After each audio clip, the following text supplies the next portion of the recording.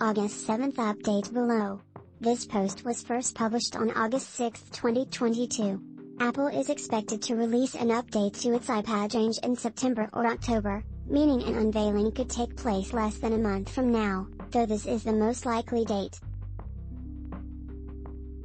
Now, a new leak has shown what the next entry-level iPad could look like.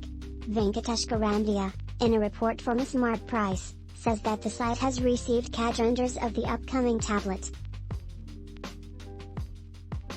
If these are genuine, they show significant changes over the current iPad, which are arguably the biggest redesign to the entry-level model in its history. Here's what the renders show. August 7th update.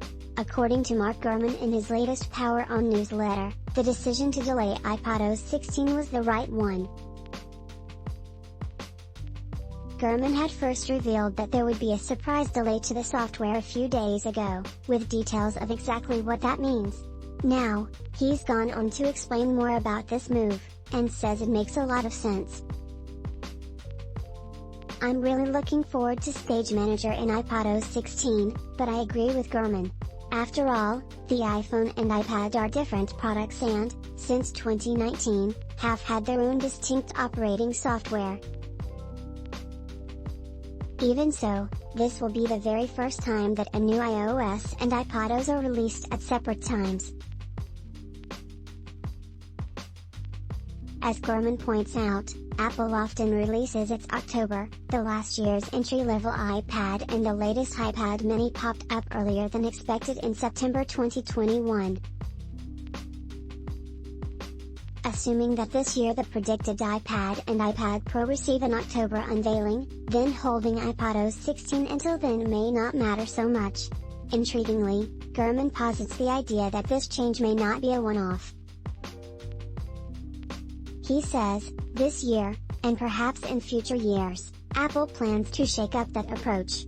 The iPhone update, iOS 16, and new Apple Watch software, watchOS 9, will launch concurrently in September. Then, about a month later, iPadOS 16 will launch alongside macOS Ventura.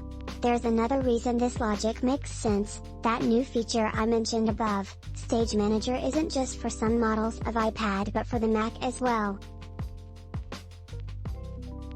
So a simultaneous release of macOS and iPadOS seems a good idea.